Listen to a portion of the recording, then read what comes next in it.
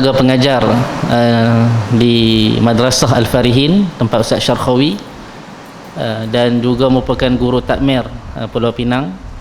Dan dengan risau tuan-tuan, saya ada tauliah untuk negeri Pulau Pinang dan juga negeri Kedah, insyaAllah. Baik, tuan-tuan yang dirahmati Allah, insyaAllah pada malam ni sebagai gantian, saya ingin bawakan satu kalam ulama yang saya petik daripada Al-Imam Sufyan Ats-Tsauri. Jadi tuan-tuan yang dirahmati Allah, Al-Imam Sufyan Ats-Tsauri seorang ulama yang sangat-sangat hebat dan juga masyhur di zaman dia.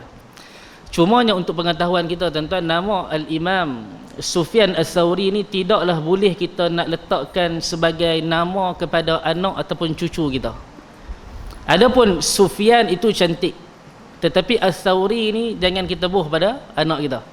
Kerana makna Ats-Tsauri ini adalah lembu jantan. Dia kalau tuan-tuan buh nama Muhammad Tsauri, maknanya Muhammad lembu jantan. Yang terpuji lembu jantan. Jadi sebab apa? Nama seorang ulama yang hebat, seorang ulama yang dahsyat pada zaman beliau, satu orang tokoh ulama yang menjadi rujukan pada ulama-ulama yang lain. Tetapi diletakkan julukan Al-Imam Sufyan Ats-Tsauri di belakang dia. Kerana disebutkan satu kisah, iaitu ketika mana Imam Sufyan ni dia nak masuk dalam masjid, dia terlangkah menggunakan kaki kiri. Jadi bila mana dia langkah menggunakan kaki kiri masuk dalam masjid, dia tersedak. Dan dia kata, kenapalah aku memasukkan kaki kiri aku ke dalam rumah yang mana tidaklah orang lain masuk ke dalam rumah ini illa li'ibadatillah, melainkan untuk beribadah kepada Allah. Maka dia rasa teruk tuan-tuan. Maka dia kata, ana Sufyan, aku Sufyan pada hari ini lebih teruk daripada lembu jantan. Maka lekatlah nama tu nampak comel, maka lekatlah pada diri dia Imam Sufyan Ats-Tsauri. Jadi kita tuan-tuan, ayah-ayah, ibu-ibu yang dirahmati Allah, nak bubuh nama anak ni pastikan kita faham semua tahu. Ada tempat kita masuk kaki kiri, keluar kaki kanan, semua tahu. Ada tempat kita masuk kaki kanan, keluar kaki kanan. Dan ada tempat kita masuk kaki kiri, keluar kaki kiri. Betul tak? Masuk kaki kanan, keluar kaki kanan, umpamanya masjid yang banyak tempat. Contohlah di luar tu masjid kaki lima tu, masjid juga. Maka kita keluar daripada kawasan dalam ni, pergi ke sana masih lagi masjid. Keluar itu kaki ke kanan. Adapun keluar masuk kaki kiri, keluar kaki kiri, umpamanya macam tuan-tuan pergi Maidin. Macam belah saya ni di Simpang 5, rumah saya di Simpang 5 di Saman, dekat dengan Maidin Parit Buntang. Masuk dalam Maidin ni ada pula kedai cermin mata, ada kedai handbag. Masuk dalam kedai tu kaki kiri. Betul tak? Kau tuan-tuan bedai. Saya pun bedai kadang-kadang.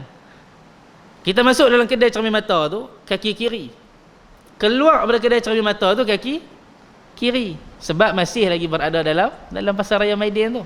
Nak masuk pasar raya ni menggunakan kaki kiri. Baik.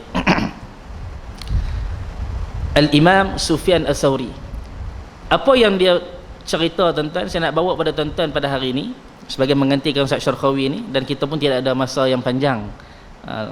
Ini Pulau Pinang ke Kedah? Kedah? Kedah? Oh, Kedah. Saya ingat Pulau Pinang. Kalau Kedah ni kira bunyi jam kena berhenti ya? Tak apa no? Kalau fungsi kita tak apalah. Kalau Pulau Pinang dia bagi masa sampai 9.30. Sampai 9.30 ni habis semayang semualah. Baik. Imam Sufyan Ats-Tsauri kata ada 10 benda yang kalau ada pada diri kita itu tanda kita kerah hati. Hati kita dah bincang yang ni ya. 10 tanda kalaulah ada pada diri kita, itu bermakna kita ni ada satu part dalam hati ni qalbun qasi, iaitu hati kita masih lagi kerah. Jadi saya baca-baca ni tuan-tuan, dulu ni ketika mengaji di pondok ni ada banyak yang saya rasa saya ada. Maka hari ni saya nak kongsi dengan tuan-tuan, mudah-mudahan ada manfaat bersama. Yang pertama tuan-tuan, kata Al-Imam Sufyan Ats-Tsauri, orang yang hatinya kerah ini, bila mana dia berdoa, dia doa hanya untuk diri dia seorang-seorang ya. Contoh habis sembahyang jemaah tadi dengan Tok Imam. Tok Imam suara sedap. Habis sembahyang jemaah dengan Tok Imam, kita sembahyang sunat. Habis sembahyang sunat kita doa, ya Allah ampunilah dosaku, bagilah aku rezeki. Doa kita hanya untuk diri kita. Maka kata Imam Sufyan Ats-Tsauri, inilah tanda hati kita ni jafa, iaitu kerah. Asyaratul asya' minal jafa'. 10 perkara tanda hati kerah. Yang pertama adalah bila mana seseorang itu doa hanya untuk diri dia. Sebab tu imam kadang-kadang dia mengajarkan kita doa untuk mak ayah, doa untuk orang lain. Allahumma ighfir lana dhunubana wa liwalidayna warhamhuma kama rabbayana saghira wa li jami'il muslimina wal muslimat wal mu'minina wal mu'minat bi rahmatika ya arhamar rahimin. Doa tu dia merangkumi semua. Ya Allah, ya Tuhan kami, ampunilah dosa kami, dhunubana wa liwalidayna, kedua mak ayah kami, warhamhuma, dan kasihilah mereka berdua, kama rabbayana saghira, seumpama mana mereka berdua ni mengasihani kami di waktu kecil. Wali jami'il muslimina wal muslimat, wa tu'ataf, dan juga kau ampunkan dosa-dosa seluruh orang Islam yang lelaki, wal muslimat, dan juga seluruh orang Islam yang perempuan. Kadang-kadang untuk imam dia baca dua versi. Kadang-kadang untuk imam baca Allahumma ighfir lana dhunubana wa liwalidayna warhamhuma kama rabbayana saghira. Kadang-kadang Allahumma ighfir lana dhunubana wa liwalidina warhamhum kama rabbawna sighara. Hak mana betul? Dua-dua betul. Dua-dua betul. Cumanya kalau kata Syekh Nazrul Nasir dengan guru saya Syekh Abdul Majid An-Nadwi, dia kata Allahumma ighfir lana dhunubana wa liwalidina warhamhum kama rabbawna sighara, tu lebih betul, lebih tepat. Sebab apa? Ya Allah, ampunkanlah dosa kami, wa liwalidina, mak ayah tok nenek moyang semua dapat. Saya pernah tanya pada guru saya Syekh Abdul Majid An-Nadwi, saya kata saya balik kampung tu imam baca Allahumma ighfir lana dhunubana wa liwalidaina, kenapa kita kat sini baca Allahumma ighfir lana dhunubana wa liwalidina? Maka kata Syekh Abdul Majid ni, dia kata, Muhammad, kamu tahu tak jemaah kamu ni berapa orang? Tak tahu, ramai. Dalam ramai-ramai ni, tahu tak mereka ni, mak ayah mereka ni kahwin berapa? Betul tak? Kalau kahwin lebih pada dua, lebih pada satu, lebih pada dua kurang ajar sangat maklum tak? Lebih pada satu, dia kahwin 2 orang, mana kata dia ada berapa mak ayah? 3 orang, mak ayah dengan mak tiri seorang lagi. Kalau kamu doa untuk mak ayah dia aja, kesian mak tiri dia tak dapat. Jadi kamu doa untuk wali-walidina, semua sekali dapat. Bahkan untuk nenek moyang semua dapat. Tapi kata ayah saya pula, Allahumma ighfir lana dhunubana wa liwalidayna adalah lebih tepat. Kerana yang pertama menggunakan uslub Al-Quran. Al-Quran dia bawa uslub macam tu. Dan yang kedua, ayah saya kata makna dia tepat. Allahumma ighfir lana dhunubana wa liwalidayna. Ya Allah, ampunkan dosa kami, wali walidaina, dosa mak ayah kami, warhamhuma, hak ni yang pegang ni, warhamhuma kama rabbayana, dan kau kasihi mereka berdua saghira, seperti mana mereka berdua kasihi kami waktu kecil. Kalau ayah saya kata waktu ni kat meja makan, saya tanya waktu tu tengah makan, ayah saya kata kalau hang kata wali walidina tok nenek moyang sekali, depa tok nenek moyang ni depa tak jaga hang waktu kecil, hang lahir pun depa tak ada dah. Tidak. Maka doa ini lebih tepat pada khusus kepada mak ayah yang menjaga kita. Tu bagi ayah saya, bagi saya dua-dua betul. Sama macam tu imam lah. Kalau tu imam istighfar, astaghfirullahal azim alladzi la ilaha illa huwal hayyul qayyum. Satu. Ataupun astaghfirullahal azim alladzi la ilaha illa huwal hayyul qayyum. Dua-dua betul. Cumanya saya lebih pegang kepada hayyul qayyum. Tapi kalau saya jadi imam, hayyul qayyum. Pasal jemaah selalu duduk hayyul qayyum. Tapi kalau tuan-tuan mengikut pada sudut bahasa Arab, i'rab yang lebih tepat hayyul qayyum. Tak percaya?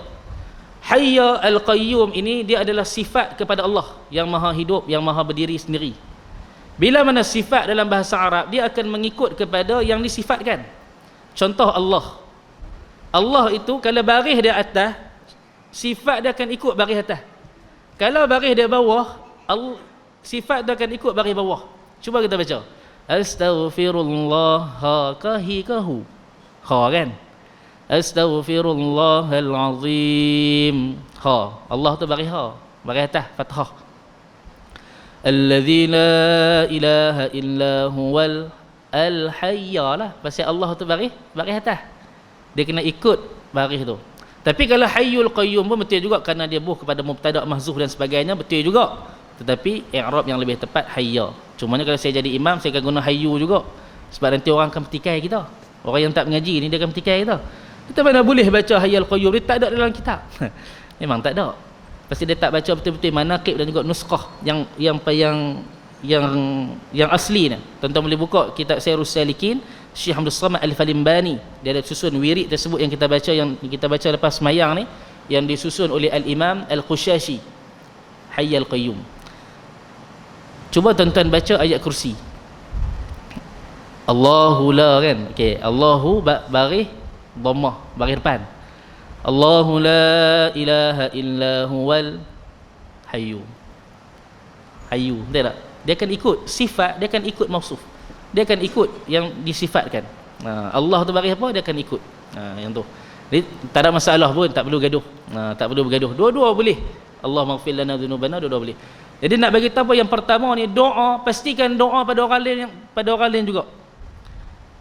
Untungnya orang yang berdoa untuk orang lain ni tuan-tuan, bila mana kita doa kepada sahabat kita dengan syarat dia tak tahu, maka dalam hadis Nabi sebut, barang siapa yang doa kepada sahabat dia bi zahrih, di belakang sahabat dia, wa qala al malak, dan akan berkatalah malaikat yang mendengar doa kita ni, walaka bimithli, hang dapat juga dengan apa yang hang doa tadi.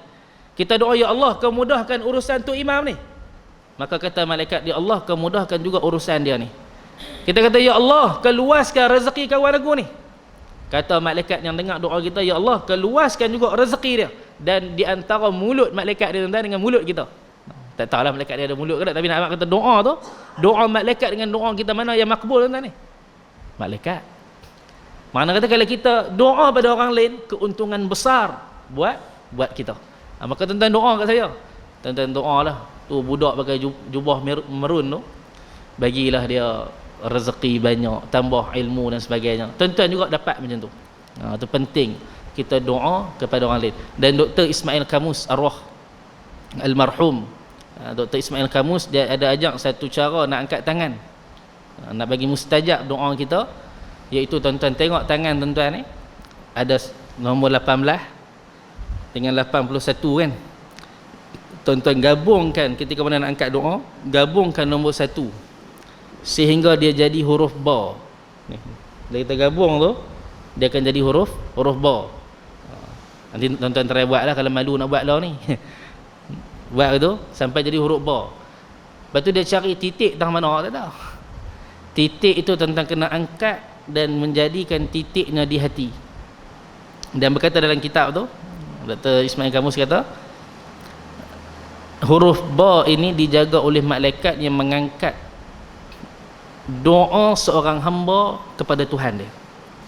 Tu kita doa, tapi tak ada masalah pun. Saya pun kadang buat, kadang tak buat. Ada setengah tu imam lagi lari tengah doa tu, Allahumma ighfir lana dzunubana wa liwalidina, dan tengok kuku lagi. Macam-macam jenis lah orang ni. Tapi kita angkat bagi elok. Dah ada banyak orang ni nak bagi doa ni mustajab. Baik, itu yang pertama. Yang kedua, saya syarah pendek-pendek tuan ni. Yang kedua, seseorang ni tanda hati kerah, seseorang yang mengaji Al-Quran tetapi dia tak baca sehari 100 ayat. Ni bagi Imam Sufyan Ats-Tsauri. Bagi kita ni baca apilah banyak mana pun. Bagi Imam Sufyan Ats-Tsauri ni, seseorang yang mengaji ilmu Al-Quran kemudian dia tak membacanya sebanyak 100 ayat sehari, hadza minal jafa, ini tanda hatinya kerah. Ada pun bagi kita tuan-tuan, bacalah Quran ni banyak mana pun tak apa. Banyak mana pun tak apa. Lah ni kalau kita tengok pendekatan yang masjid buat dan juga surau-surau yang kita pergi mengajar ni tuan-tuan, mereka buat bacaan surah Al-Mulk selepas daripada sembahyang Isyak. Tu baik. Baik betul. Kadang-kadang kita ni balik rumah nak baca tapi terlupa. Kadang-kadang nak balik rumah tu memang niat tak mau baca dah, tapi dah halang-halang di masjid dengan surau, dia automatik terbaca.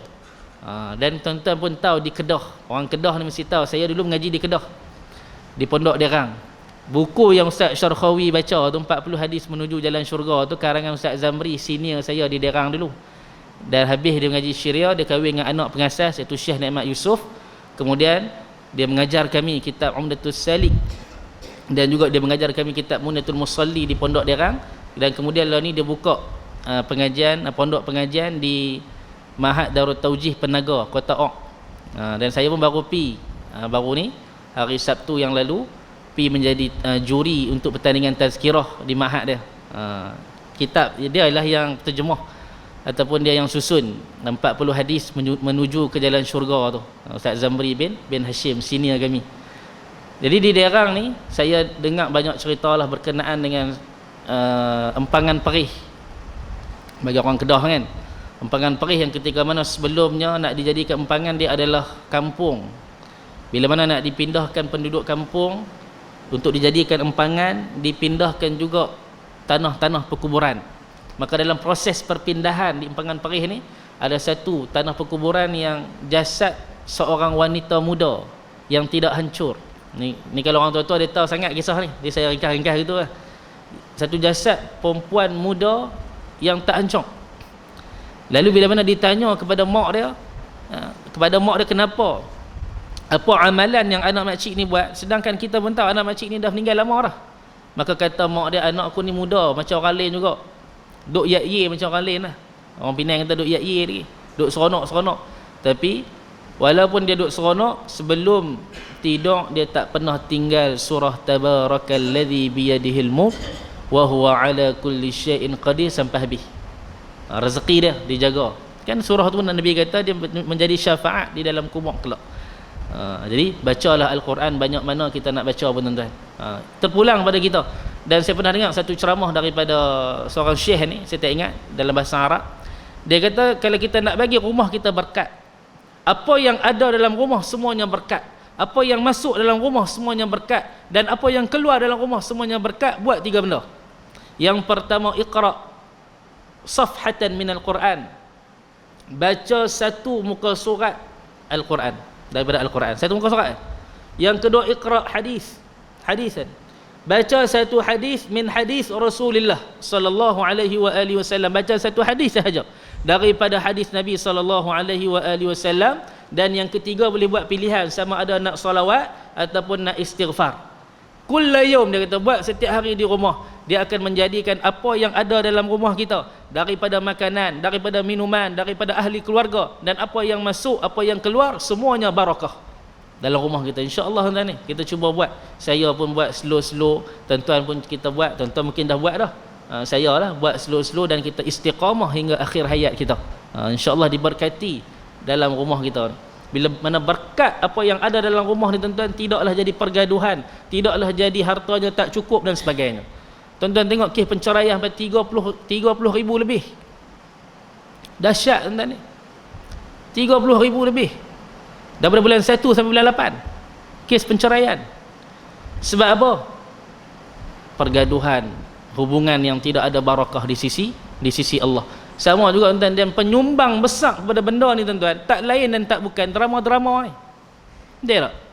Drama TV Melayu ni tuan-tuan ni, tak ada lain tak ada bukan cerai. Bergaduh. Kalau ada hubungan mesti ada orang ketiga. Tiap drama.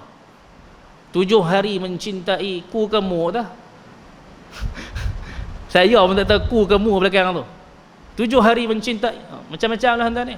Perempuan kalau bergaduh dengan suami dia, apa yang dia buat drama Melayu ni, lari balik rumah mak dia. Betul tak? Orang dulu kalau bergaduh ni tuan-tuan, tak ada anak lari lah. Retak pinggan tu, rumah tangga tak retak. Lah pinggan duk elok, rumah tangga retak. Sebab saya buat duk ikut drama Melayu ni. Kita dah ditanam lagu tu dah. Beberapa benda yang orang Melayu ditanam dalam kepala otak dia ni tuan-tuan ni, antaranya drama. Kalau ada drama mesti cerai. Kalau kahwin mesti kena cerai. Kemudian yang keduanya tuan-tuan, apa yang orang Melayu ni letak dalam kepala otak dia lagi, pasal malam. Pasal malam mesti buat pukul 4 sampai pukul 8. Nama tu pasal malam, patutnya buat malam, dia buat petang, habis malam. Bila dia buat pukul 4, dia tinggal berapa solat tuan-tuan ni? 2. Yang pertama asar, yang kedua maghrib. Kalau dia buat pukul 8 lah pasal malam tu, agak-agak dia tinggal semayang apa? Tak ada. Pasal isyak panjang. Tu pasal malam kena buat pukul 8. Tapi dia buat pukul 4, pukul 8. Dan jadilah kebiasaan orang ni tuan-tuan, nak pi masjid, nak pi surau ni bila lepas pencin. Dia punya letak dalam otak dia lah. Baik. Tu untuk orang yang baca Al-Quran. Untuk orang yang mengaji tapi dia tak baca Al-Quran sehari 100 ayat. Yang ketiga, seseorang yang masuk dalam masjid dan keluar dari masjid tidak salat 2 rakaat, hadza minal jafa, ni pun tanda kerah hati juga. Dia masuk dalam masjid, kemudian dia keluar, dia tak salat sunat tahiyatul masjid, hadza minal jafa, ni pun tanda kerah hati juga. Kecuali kalau kita pergi di masjid tu, ketika tu ada majlis kuliah ke tazkirah ke, maka kata Imam Ghazali dalam kitab beliau Bidayatul Hidayah, kita gantikan dengan baca baqiyatus salihat, iaitu subhanallah walhamdulillah wala ilaha illallah wallahu akbar. Kalau ada ayat semayang baca sekali, kalau tidak ada wuduk, khilaf ulama, ada ulama kata baca 3 kali, ada ulama kata baca 4 kali. Dan ada beberapa kes lagi yang boleh dikecualikan daripada solat sunat, umpamanya ketika mana dia nak masuk dalam masjid, orang dah nak qamat dah, tinggal lagi 2 minit lah. Kalau dia semayang tu tak dan, maka jangan solat dah, kerana hukum dia makruh. Disebut dalam kitab Qaulul Tam fi Ahkamil Imam wal Ma'mum, karangan Al-Imam Ibnul Imad Al-Akhfasi, dia kata makruh hukumnya orang yang solat sunat tahiyatul masjid ketika muazzin nak iqamat dah. Kita pun tahu orang adat Malaysia ni lebih kurang 10 minit, betul tak? 10 minit qamat. Dan Tok Bilal ni pula, dia bukan tengok jam pun, kadang-kadang dia tengok orang habis semayang dia qamat, kan? Dia kalih belakang, orang habis semayang dia qamat lah. Bila dia tengok dia kalih belakang, ada seorang berangkat takbir Allahu Akbar, dia kata, hey, aku nak qamat dah, dia baru pula semayang. Tak apalah, sabar sah. Kita akan duduk dalam surau, sabar. Mula-mula tu elok hak kawan mula ni habis dah bagi salam, tak ada bagi salam ni, masuk seorang lagi Allahu Akbar, tik bila kali, hey, orang hajak betul. Tapi dia duduk sabar ni pasal duduk dalam surau. Elok hak kedua tu nak bagi salam, masuk orang ketiga Allahu Akbar, dia kata kurang hajak, tiga-tiga dia puh menyepak tiga-tiga. Orang nak qamat apa gagah nak sembahyang macam apa? Tak pasal-pasal gaduh. Macam baru ni lah tuan di Kuala Lumpur tu, bergaduh bukan kes besar pun. Sejadah beretuh belakang ni. Sejadah beretuh belakang ni, tak? Dia pun nampak Pak Long tu dia terajang pula. Tu sebab tu tuan-tuan pakat tak bawa sejadah kot. Takut beretuh belakang kawan. Saya bawa sejadah, saya ingat Pulau Pinang ni. Surah Hidayah saya ingat Pulau Pinang. Pulau Pinang dia wajib bawa sejadah. Tu banyak Kedah tu tuan-tuan tak bawa. Baik. Jadi lelaki, bila sebut lelaki ni perempuan sekali lah. Siapa-siapa yang masuk dalam masjid tak solat sunat tahiyatul masjid, hadza minal jafa, itu tanda hatinya kerah. Semayanglah sunat tuan-tuan ni, tahiyatul masjid, untuk mengelakkan daripada hati kita menjadi keras. Yang keempat, seseorang lelaki yang berjalan di tanah perkuburan tetapi dia tak bagi salam kepada ahli kubur. Ni sebelah kita. Sampai tuan-tuan lalu tang ni, assalamualaikum ya ahlad diyar wa inna insyaallah bikum lahiqun. Bagi salam kepada penduduk ataupun penghuni kubur, insya-Allah tak lama lagi kami juga bakal menyusul. Tu. Sebab apa ulama suruh buat benda ni tuan-tuan? Mudah-mudahan dengan berkat kita doa kat depa ni, bila mana kita mati nanti, ada orang yang baik macam kita doa dekat kita juga. Tuan-tuan nak harap anak, jangan duk harap tuan-tuan ni. Tidak. Matinya mak ayah ni, anak yang pertama ni harta pusaka dulu. Saya dulu praktikal di mahkamah tuan-tuan ni. Dalam bab faraid ni memang gagal habis orang Malaysia ni. Dia boleh pi buka file dia ni tuan-tuan, dia suruh kita key in untuk faraid tu, dia gugurkan nama waris. Lah kali waris dia main penampak kita. Saya dah lah praktikal lah, kena penampak pula. Nasib baik praktikal tu 3 bulan. Kalau 3 tahun saya praktikal tuan-tuan, jadi gila terus saya. Orang lain cerai, hak kena penampak kita. Dia duk marah kat suami dia, duk mengadu, kita kata tak payah mengadu, kami nak terus key in dia. Saya kerja kami tu, dia abang tu apa-apa di hakim nanti. Tak, saya nak abang juga. Pom nampak kita.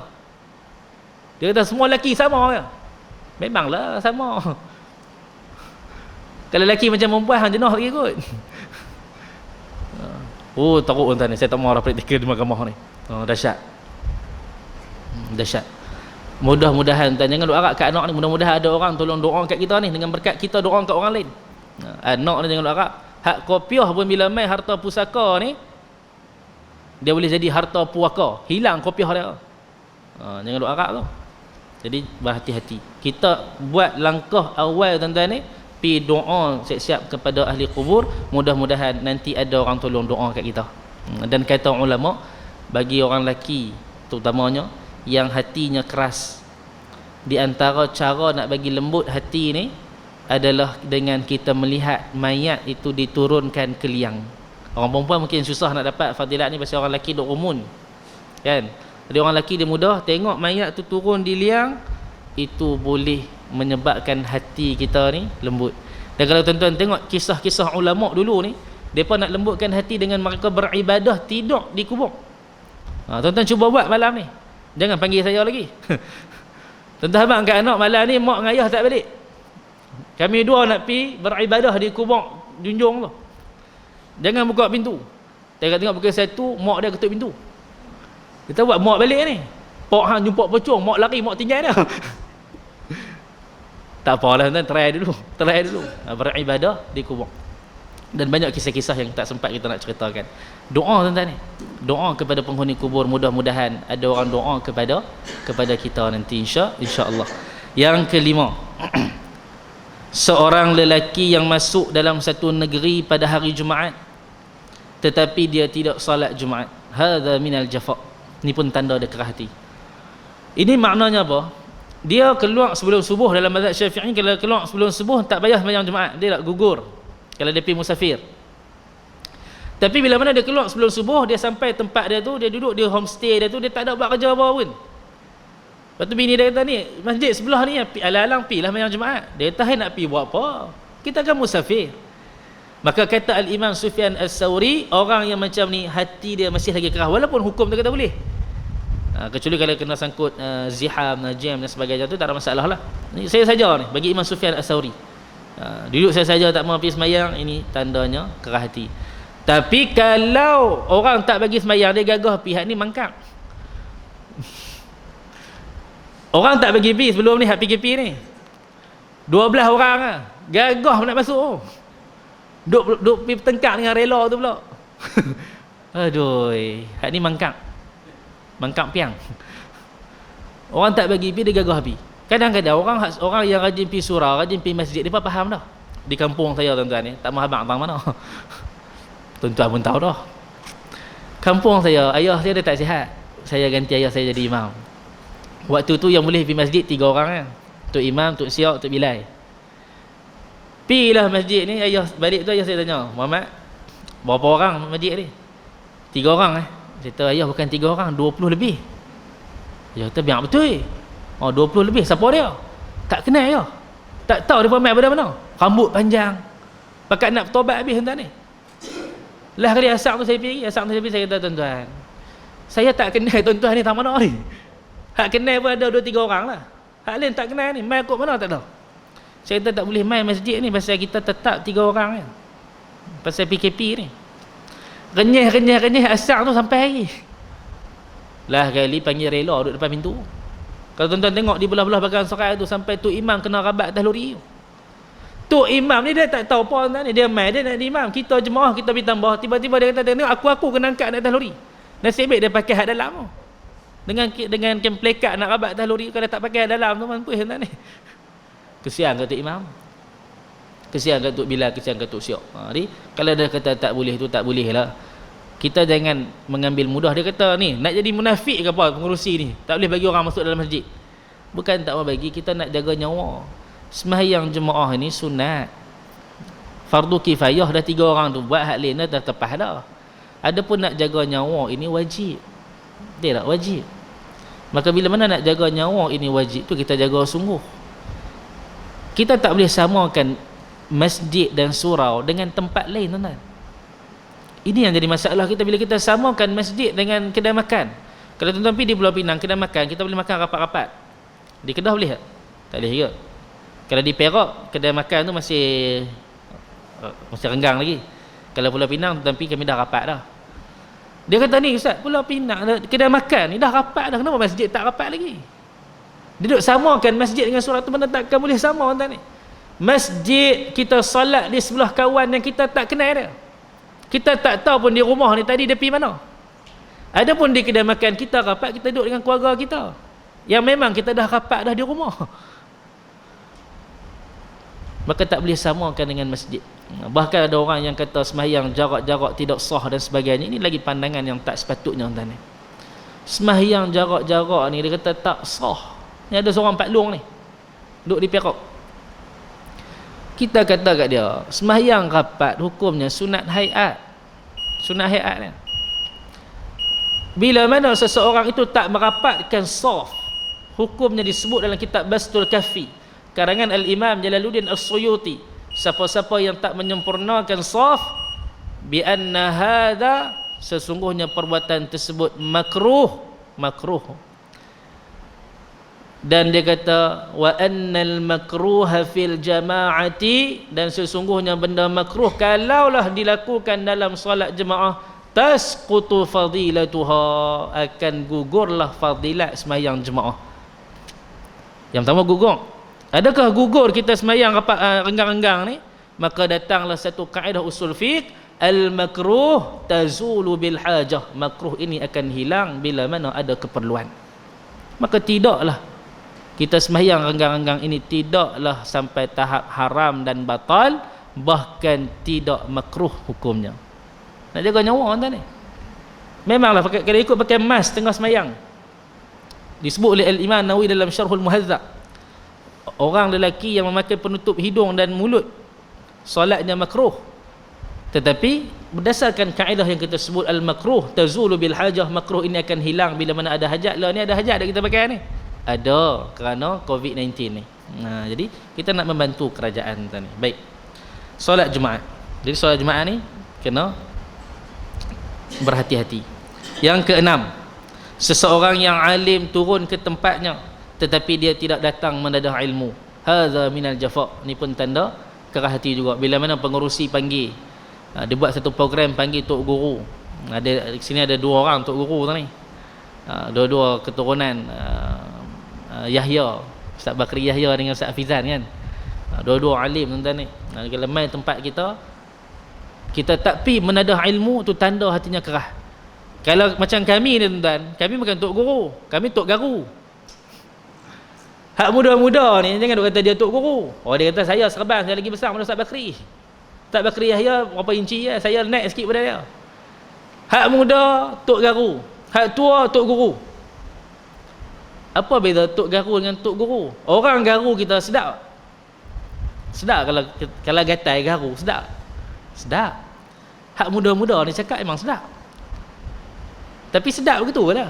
Tok guru ni bila mana dia bercakap ni walaupun biasa tetapi keberkatan dan bacaan dia tu memang padat ni. Padat. Memang kalau mengaji dengan tok guru ni mengantuk sikit.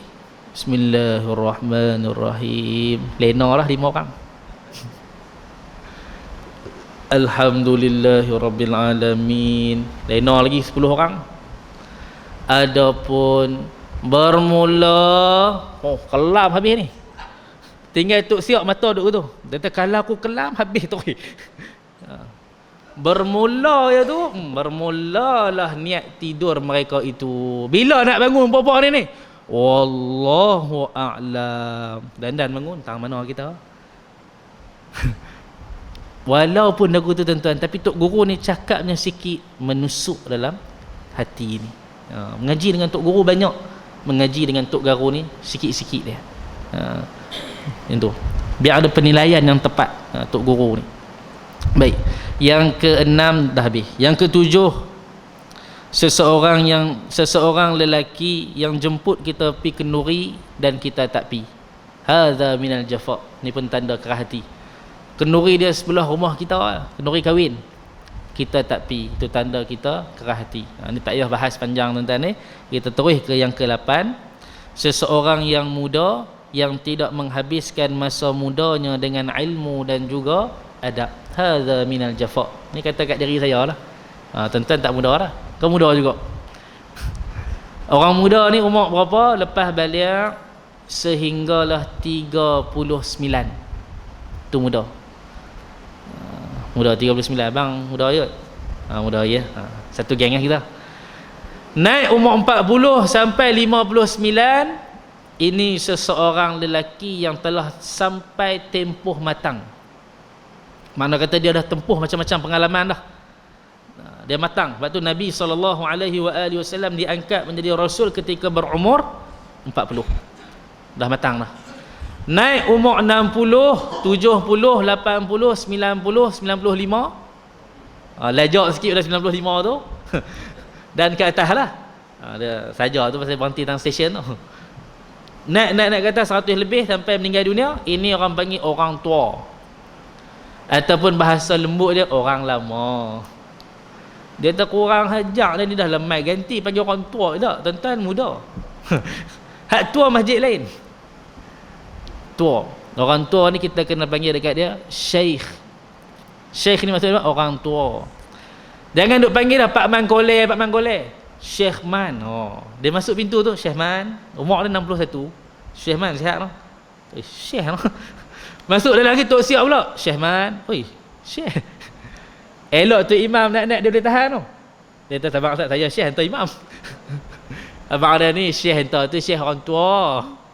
Bukannya Syekh yang tu guru tu. Syekh. Baik. Orang muda yang tak menghabiskan masa muda dia dengan ilmu dan juga adab. Orang muda dia kena mengaji ilmu, mengaji sungguh. Patutnya tuan-tuan ni tak payah pun nak talaqi kitab dah. Betul tak? Orang tua-tua ni dia sekadar main dengar ya. Hak muda ni dia kena baca pada kitab pada awal bab sehingga pada akhir, daripada kulit awal sampai kulit lah. Tu kata anak muda. Mengaji yang susah-susah sikit. Kalau yang pondok ni dia mengaji memang dah susah dah. Kalau yang biasa mengaji susah. Ni yang kita tengok terbalik di Malaysia ni. Orang tua-tua main bedah kitab. Mengaji kitab Jawi lama, Mundatul Musalli. Jenah tenang bawa kantar main masjid.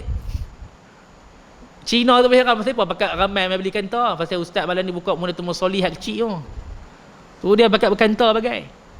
Main program anak muda pula apa dia? Anak muda. Santai anak muda. Patutnya orang tua-tua santai, hampa mana boleh santai dah. Tapi orang muda pula jadi santai. Terbalik kita ni. Patutnya muda ni kena mengaji. Banyak. Bukannya orang tua-tua ni yang mengaji lebih pada orang muda. Orang muda kena banyak mengaji. Baru betul. Dan beradab orang muda-muda ni. Di kampung ni tuan-tuan, saya cukup pantang dengan orang muda yang muda dan panggil pakcik-pakcik ni hang aku lah. Ada bukan tak ada. Dia boleh panggil, "Weh, Man Rembo." Nama kawan tu Pak Man Rembo. "Weh, Man Rembo hang pergi mana?" Hak orang tua tu pergi melayan. "Aku nak pergi mancing, hang nak ikut eh?" Patutnya hang pergi buat penampak budak tu. Bukannya pergi melayan dia. Dia kurang ajar tu, "Laisa minna man lam yarham saghirana wa lam yuakhir kabirana." Bukan di kalangan umat Nabi Muhammad. Orang yang tidak menghormati orang tua, yang tidak mengasihani anak muda. Orang tua-tua ni walaupun kita ilmu banyak, kita ni para asatizah sekalipun, nak sembang dengan pakcik-pakcik ni, panggil pakcik sihat ke? Ni baru jadi ustaz sat dia, baru start dah. Tak ada pandai hinjin lagi pun. Sembang ni, mengajak kitab ni. Okey, hampa semua faham tak? Hampa dia panggil. Tuan-tuan faham tak? Tu elok sikit bahasa. Hampa. Kalau ada hampa tu tuan-tuan sedia batu lesung. Hampa faham ke boh tu? Tak faham. Biar balik berdarah kawan tu. Dia kena beradab dengan orang tua-tua. Beradab sungguh. Walaupun kita ni biar ada ilmu banyak, jadi macam padi makin turun. Dan yang ke-9, Nabi hantar Nabi. Yang ke-9, seseorang yang kenyang tetapi jiran dia lapar. Hadza minal jafa. Ini tanda hati kerah. Tuan-tuan duduk di kampung mungkin tuan-tuan tak nampak. Saya dulu ketika mana mengambil diploma di Kuliah Islam As-Safa di Ampang, Kuala Lumpur, 3 tahun. Saya duduk di satu flat, Permai Court nama dia. Di flat ni tuan-tuan ni, saya duduk di flat ni, saya tak pernah kenal selama 3 tahun ni jiran kanan, jiran kiri, jiran depan, jiran belakang, jiran atas, jiran bawah. Tak pernah kenal 3 tahun tuan-tuan ni. Kalau kita tengok dalam buku adab ataupun buku akhlak darjah 3, budak-budak kafir, jiran ni siapa dia? 40 kanan, 40 kiri, 40 depan, 40 belakang, 40 atas, 40 bawah kalau duduk flat. Tak kira kata hak gubuk tu pun jiran juga ke kalau duduk flat. Semua jiran kita tu. Dan orang kampung ni dia mempunyai satu benda yang baik entah ni, iaitu jiran ni memang dia kenal satu kampung tu. Tanyalah dia. Bahkan kalau jumpa hak sembang kemas lagi best. Hak tu siapa dia? Hak tu adik-beradik saya juga tu. Dia kena sangkut kot belah Johor juga. Hak ni pun adik-beradik juga. Tanya semua adik-beradik dia. Jalan ni pak saya buat dulu ni. Pak dia meninggal lama dah. Jalan tu baru buat, tapi dia pak dia buat. Nama jalan ni jalan Junjung ni dulu pak saya duduk Junjung tu. Tu nama tu nisbah pada pak saya. Semua kira pak dia belakang. Tapi nak abang dia tahu semua. Orang kampung ni. Dia kenal habis. Dan orang kampung ni pula kalau masak dia bagi kat jiran dia, betul tak? Masak bihun tudung dengan daun pisang bagi. Tak ada daun pisang dia tudung juga dengan daun ketum, tak ada lah kot. Tudung bila dengan apa-apa pun dia bagi kat jiran dia. Kita pun sampai kenal lah. Kalau bihun goreng Cina ni mesti jiran belah kanan ni. Kalau cok kodok ni tahu dah jiran kiri kita ni. Sampai kita kenal. Tapi orang flat ni entah ni di Kuala Lumpur ni sampai tak kenal pun. Kami dulu entah pernah satu hari tu satu rumah tak ada duit. Biasalah pelajar. Makanan mahal di Kuala Lumpur ni. Tak ada duit. Jiran tu dia bawa balik durian. Bau punya sedap entah ni durian. Keluar entah ni tinggal kulit dia. Keluar tu. Tu jiran tu. Kalau kita entah ni tengok orang kampung ni kalau dia beli moktan, dia bagi. Dia beli manggih, dia bagi. Dia beli apa lagi? Dia beli dokong, dia bagi. Dia beli durian, dia tak bagi. Bini dia tanya, awak tak bagi durian bang? Selalu kita bagi. Hang tak tahu sekilo berapa. Tapi tak apa lah, nak abang kata apa, dia bagi juga hal lain tu. Bagus tu. Ada pun orang taman ni kadang-kadang orang main rumah ni tanya, kenal tak muka ni? Dia tahu, saya tak pernah tengok lah ni siapa dia. Keluar jiran dia muka serupa. Dalam tak pernah tengok muka serupa. Tak pernah kenal tadi. Dan siapa-siapa yang diberikan jiran yang baik, dia kena syukur pada Allah Ta'ala. Saya tak dapat nikmat tu tuan ni. Saya tak dapat nikmat tu dulu. Jiran saya dulu ni, waktu saya menyewa tu, baru nak pergi tanya tuan ni, cuan masuk dalam tu keluar tengok dia. Dia tengok saya seorang hantu. Baik, saya pakai serban kot, takkan hantu pakai serban. Serupa dengan saya ni ada masalah apa lah. Lagi dia pindah dekat orang lain, baik sikit. Alhamdulillah. Siapa-siapa yang dikurniakan jiran yang baik, itu rezeki bagi dia. Rezeki ni bukan senang nak dapat jiran, terutamanya orang kampung. Bab perenggan tu kena jaga.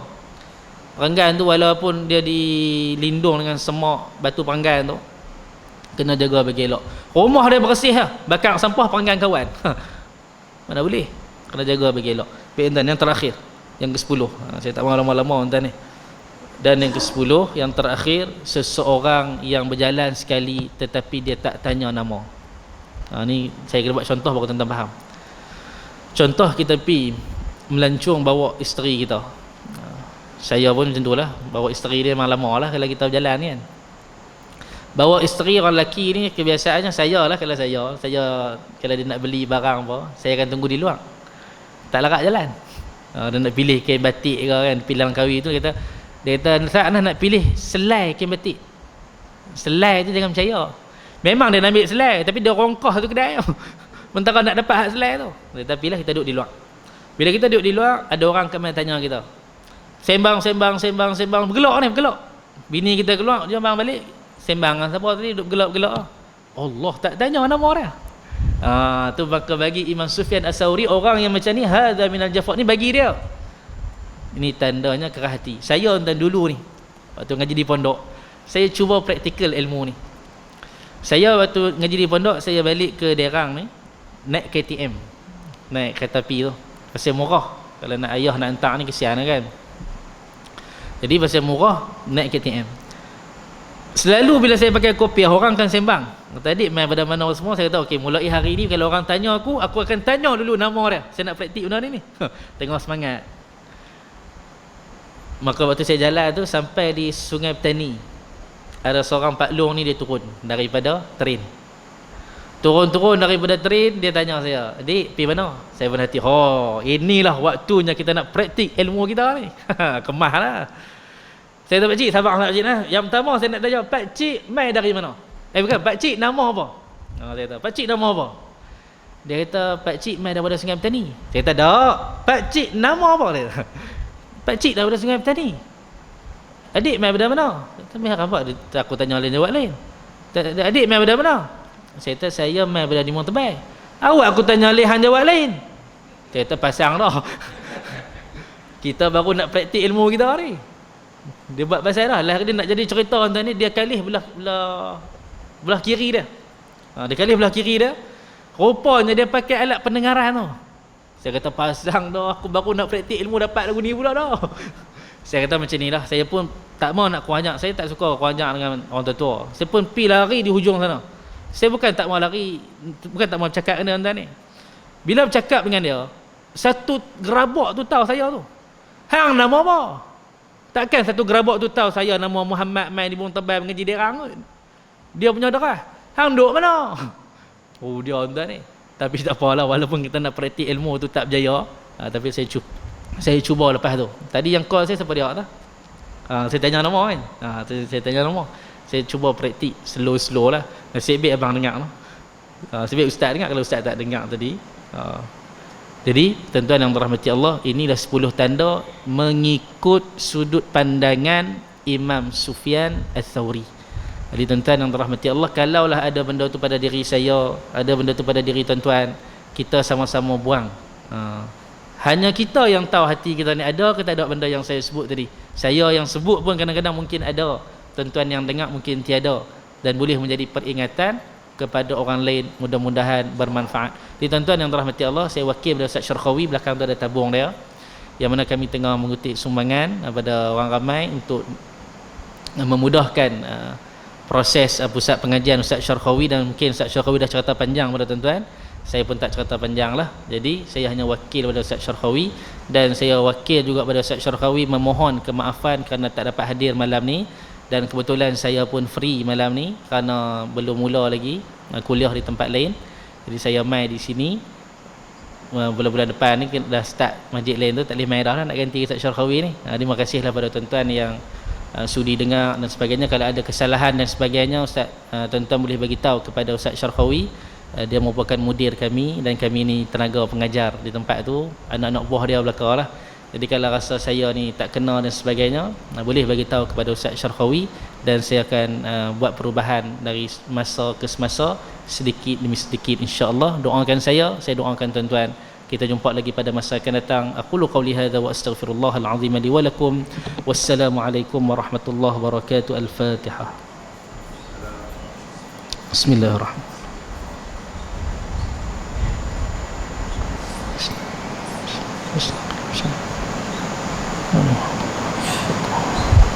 Bismillahirrahmanirrahim. Alhamdulillahirabbil alamin, wassalatu wassalamu ala sayyidil mursalin wa ala alihi wa sahbihi ajma'in. Allahumma zukhna fahman nabiyyin wa hifdzal mursalin wa ilhamal malaikatil muqarrabin wa hdina bi hidayatil arifin. Allahumma inna na'udzubika minal barasi wal jununi wal juzam wa min sayyi'il asqam. Sallallahu ala sayyidina Muhammadin wa ala alihi wa sahbihi ajma'in. Walhamdulillahi rabbil alamin.